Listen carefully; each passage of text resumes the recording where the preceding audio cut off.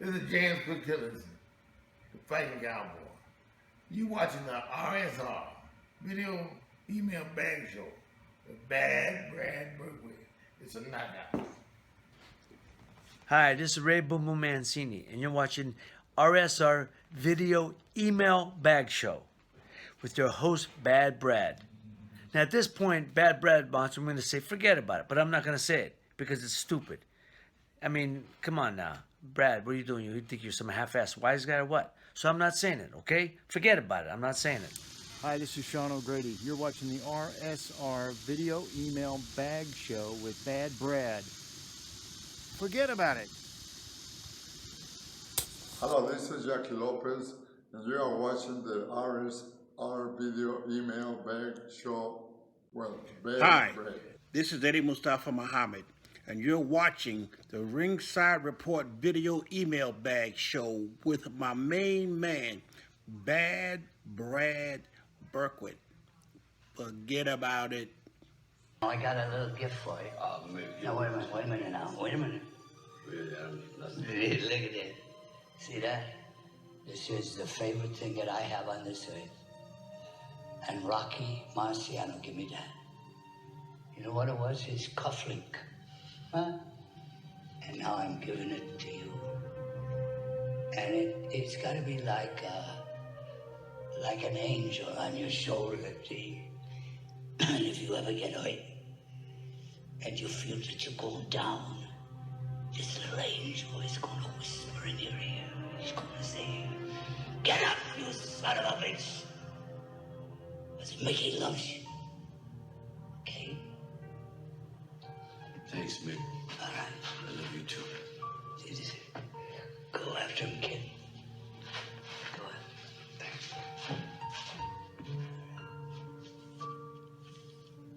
You was itch.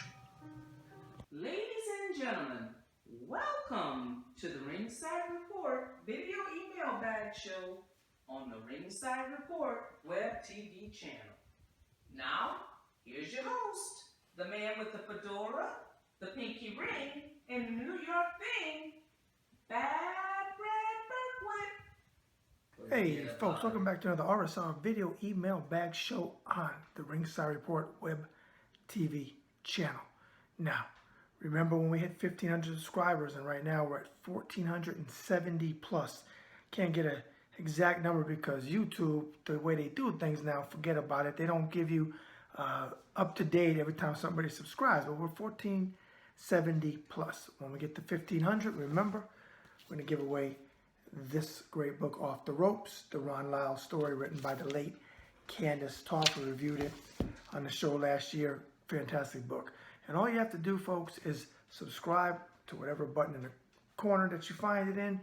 Tell all your friends about it, because, hey, if your friends win the book and you don't be so mad, because they read it, they loan it to you. It's a win-win situation. Now, to be on my show, send your questions into Ringside Report 2014@gmail.com. Again, that's Ringside Report 2014@gmail.com. Leave your comments below. Let's have a boxing conversation. All right. Now, without further ado, forget about it. Let's get into your questions on this kind of warm, windy night in Windiana, in St. John to be exact. All right. First up, hey, Bad Brad, any update on who Canelo will fight on May 2nd, Cinco de Mayo weekend in Vegas? Quick Tillis, Parham, Las Vegas. Oh, the man himself, Quick Tillis. What's up, family?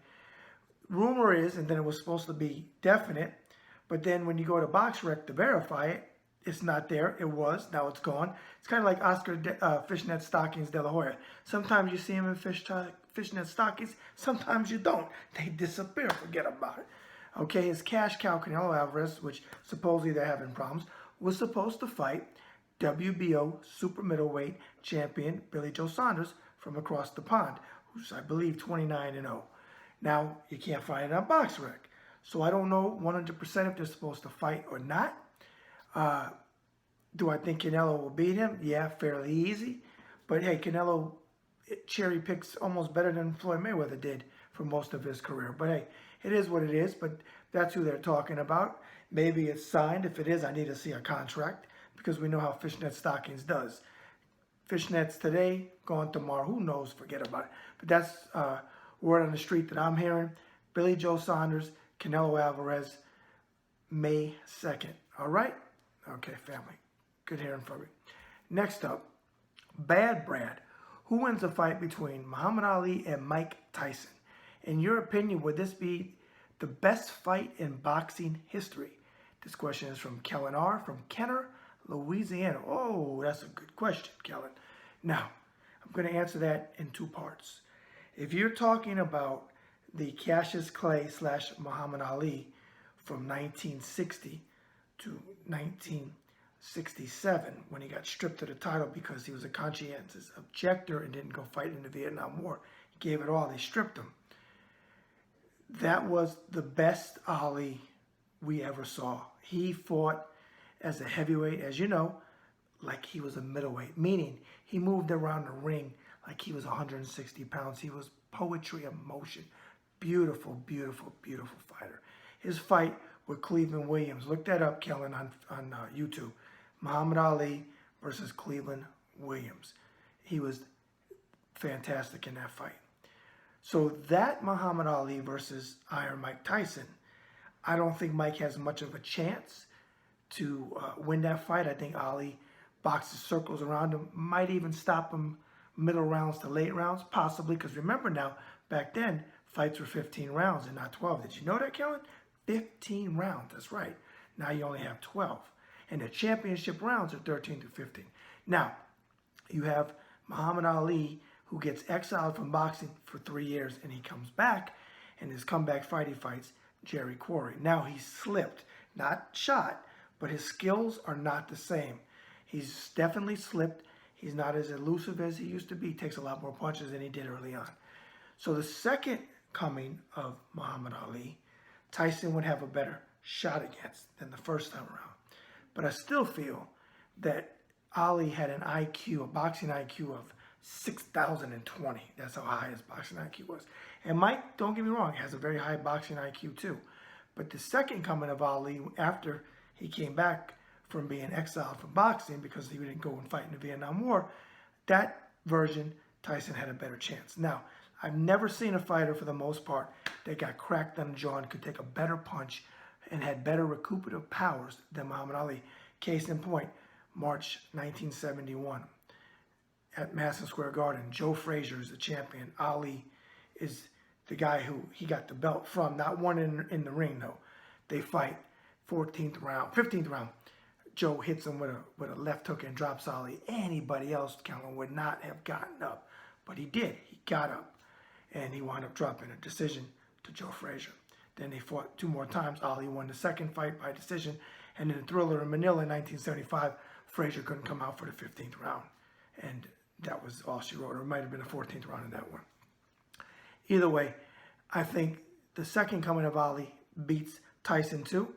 He could land a punch, and it could be Goodnight Irene, because anybody Tyson hits has the propensity to get knocked out, as we know. But Ali was that special fighter, and I don't see it happening. I really don't see any scenario where Tyson, without landing a big punch, could outbox, outmaneuver, and beat Muhammad Ali or Cassius Clay before that. So there's your answer, Kellen.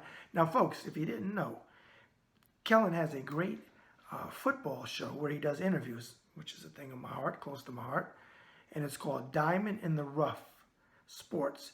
Now go to YouTube and type that in. If it's not Diamond in the Rough Sports, it's Diamond in the Rough Sports Talk. It's one of those two. I can't remember the last part of it, but Diamond in the Rough Sports will get you on there. Check his channel out, subscribe to his channel. Got great interviews with a lot of football guys, and if you're a football lover, and the kid played college football at the top level, you're going to enjoy their show. So subscribe. All right, Kellen, there's the answer to your question. And on that note, we're going to take a short commercial break. Hey folks, this is Bad Brad Burke with the host of the RSR Video Email Bag Show on the Ringside Report Web TV channel. Forget about it. And if you would like to sponsor or advertise on the RSR Video Email Bag Show, yours truly, send all business inquiries to Ringside Report 2014@gmail.com. Again, that's Ringside Report 2014@gmail.com. And remember, as Frank Sinatra sang so eloquently, so long ago, the best is yet to come. Hey folks, this is the man with the fedora, the pinky ring, and the New York thing. Forget about it. Bad Brad Berkwood. And what do Gene Fulmer, Aaron Pryor, James Quick Tillis, Davey Pearl, Joey Bishop, Al Martino, Jerry Vale, and Roy Jones Jr. all have in common? Well, they are some of the many interviews in my boxing book, Boxing Interviews of a Lifetime. Now, if you would like to pick up a copy of this book, go to authorhouse.com. Again, that's authorhouse.com. And if you would like it personally autographed, all you have to do is pay postage and handling to St. John, Indiana, back to your location, and I will sign it the way you would like it, or I can put a personal description that I think you would like in it. All right? Forget about it. All right, folks, we're now back, and if you forgot who I was during the commercial break, because I got new lenses on. Yes, I do new reading lenses. They're not stronger, but they're different frames. Went with the bigger ones this time. And you forgot who I am. I'm the man with the pinky ring and the New York thing. Forget about it. Bad Brad Berkwood. And this is the RSR Video Email Bag Show on the Ringside Report Web TV channel. Now, remember, invite your friends, hit that button, whatever corner it is, and subscribe. When we hit 1,500 subscribers, I'm going to give away this great book, Off the Ropes, the Ron Lyle story written by the late Candace Toth. All right, let's get to the rest of your questions tonight. Next up, Bad Brad, are you sick of this mess from Wilder fans about the gloves for Fury and every other excuse in the book to make up for his total annihilation at the hands of the Gypsy King? Lim B from London, England. Oh, from across the pond, forget about it. Welcome to the show, Lim. That's a new name. I am absolutely and utterly effing tired of all the excuses. And look, let me back up. Let me digress. I personally picked Deontay Wilder round 6 to round 9 knockout over Tyson Fury. Did not happen. Tyson got with Sugar Hill. Is it Sugar Hill? I think it's Sugar Hill. Well, Sugar Stewart, whatever his name is. Emmanuel Stewart's nephew. Devised a fight plan that was brilliant. Okay? And I do feel that he lost the first fight, minus the knockdowns, which made it closer. But I still think Tyson should have got the decision. So he won the first one, not on the cards, as a majority draw. Or a split draw, whatever it was. Draw nonetheless. He outboxed him. He took that weight and he leaned on him. He worked the jab. I've said this a million times. Deontay Wilder fundamentally is one of the most, if not horrific boxers I've ever seen. Skill-wise, fundamentally. But he's got that right hand that's kept him in all these fights. Also, very weak opposition for several of his fights coming up. So he really didn't learn anything there. Okay, and I don't ever call a fighter a bum. You have levels of opposition. Weak, better, good, you know, and so on and so on. No bums. Any man or woman that gets in the ring is not a bum. It takes guts to do that. But yeah, I'm tired of the excuses. I'm actually starting to delete posts, and if they get really obnoxious, out of my forum, because I don't want to hear it. Stop making excuses. Wilder lost. Now, what does Wilder do? I think he loses in the, there's going to be a trilogy and a rematch. But what do? Go back to the drawing board, listen to your coaches, try to get some resemblance of a jab, learn some basic fundamentals, even though I think it's too late, and do your best. And if you lose to Tyson Fury again, you're going to make a lot of money. Okay? Think about retiring. Or if you're not, you got the possibility of getting brain damage and getting hurt, because now he's starting to take punches. And I always said, as he moved up and fought the better fighters in the division, which unfortunately heavyweight division, forget about it, is very weak, but that he was going to start taking more punches. He took a tremendous beating against Tyson Fury. And I don't feel in any scenario does he come back and beat him, unless he catches that with a right hand. I don't think that's going to happen. But it can. It would not shock me. So I did pick Wilder, but I rooted for Fury, if that makes sense to you. Hey, my hardest fight ever to deal with was my #1 fighter of all time was, who was that? Aaron the Hawk Pryor. He used to put his fist out like that. Well, in November of 1982, they fought in the Orange Bowl. Aaron Pryor fought my #2, Alexis Arguello. Greatest fight I've ever seen at junior welterweight. If you haven't seen it and you're a young cat, look it up on YouTube. Aaron Pryor, the first fight against Alexis Arguello. I won't give away the ending. Best fight you'll ever see. So that was tough, my 1 and 2. But yeah, I'm tired of the excuses. I'm not accepting them anymore. You can have your opinion, but this whole thing with the gloves and this, and next it's going to be aliens came down, invaded Deontay Wilder's body and made him lose. I mean, come on, forget about it. It's ridiculous. You lost. Don't be a sore loser. And Deontay, for Pete's sake, the monster outfit, medieval outfit that you had on was too much weight. I've seen you in videos talking about you walked around with weights while you were training heavier than that. So come on, forget about it. Cut the crap. Stop being a sore loser. Either get out of boxing or get back in the gym. Do what you need to do, but cut the crap. And Deontay Wilder fans, stop sounding like Manny Pacquiao fans when he loses, or Floyd Mayweather fans when they make excuses. Even though we know he never lost, but when he cherry picks, stop. Forget about it. Last question goes to, excuse me, Bad Brad. Stay safe, buddy, with the coronavirus going around now. Excuse me. I'm not coughing for that. I'm clearing my throat because my throat gets raspy. But isn't that funny? I'm doing it at the same time he says it. He goes on to say, I am pissed all these cards are called off now. We had some great fights on paper. What can you say to boxing fans who are both sad and depressed? That's pretty much the same thing. Or you should say angry and depressed to bring us back up. Or an F from Spokane, Washington. Or an F. You get the last question. Well, let's use some sensible thinking. First of all, folks, be cognizant of others. Cover your mouth. Wash your hands. Okay? Don't go out if you don't have to go out. I'm not saying live in paranoia because it's not my thing. You know, honestly, I don't want to get religious, but I do believe this. When it's your time to go, it's your time to go, whether it's from the virus, whether it's from getting hit by a car, whether it's you having a heart attack and falling over. I mean, let's be honest. You're on God's clock. That's the way I feel, at least. But just use common sense, okay? I don't want to get into politics because a lot of people already know how I feel about certain things in politics. This is not a political show, and I don't want to get into politics. But I will say this one thing. You have to have strength at the top if you're leading the fight against this. I'll leave it at that. You read between the lines, okay? I was in the military for 20 years and 28 days. I led troops during wartime and peacetime, and the buck stops right here, and it needs to stop right here. We need to use common sense things through disease control, through businesses, and so on and so on. But please, everybody, be safe out there. Use your head. If it doesn't sound right or seem right or your gut tells you it's not right, it's not right. So be smart about it, okay? And I hope that we get through this soon, and we will. We will get through this, all right, folks? We always do. We've had major things in our history, and we've always moved ahead. It may take a little bit of time. Hopefully, I will say this. Let me end this before I close out the show. I was in the military, like I said, for 20 years and 28 days. I joined September 2nd, 1986. I went into late entry program August 27th, 1986, went to boot camp September 2nd, and I retired October 1st, 2006. So I was around for 9/11. I was actually stationed in Alexandria, Virginia, near the Pentagon, and I was up at MEPS, which is the processing station to put people in the military. When it happened, we were on lockdown, and it was a sad day that still breaks my heart. My heart goes out to the families, all the people that we lost during that. That's why in front of my book, Boxing Interviews of a Lifetime, from 2002, you see the Twin Towers. That was my way of saying, I'll never forget you. We'll never forget you. We love you.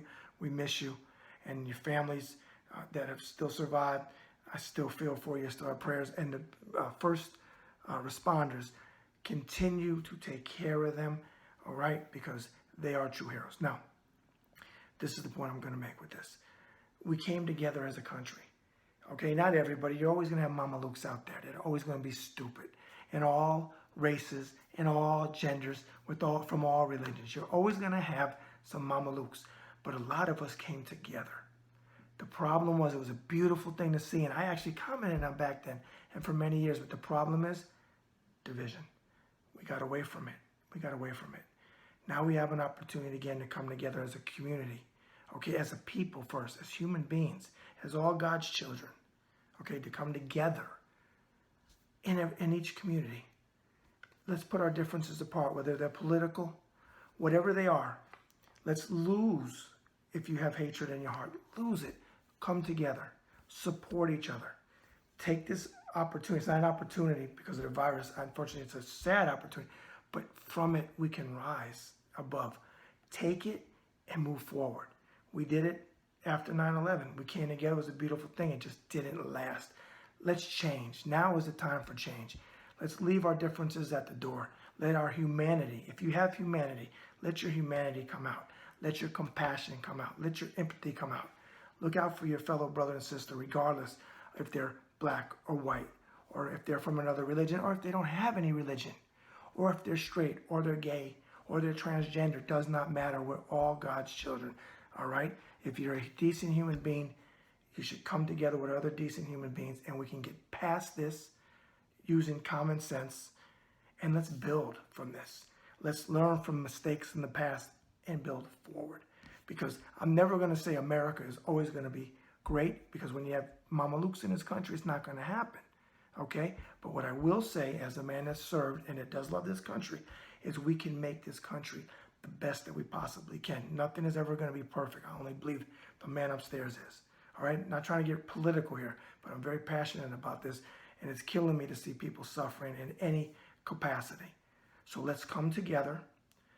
That's what I would say to the boxing fans out there. This is bigger than boxing, so I'm okay that we're canceling events, because we need to be safe. We need to use common sense. And we will get past this like we've gotten past a lot of other things, okay? So come together. Remember 9/11. Remember the people that we lost, and remember the people that came together. I don't care anymore about political affiliation. I really don't. I care about decent human beings. And that's what I would say to all the boxing fans.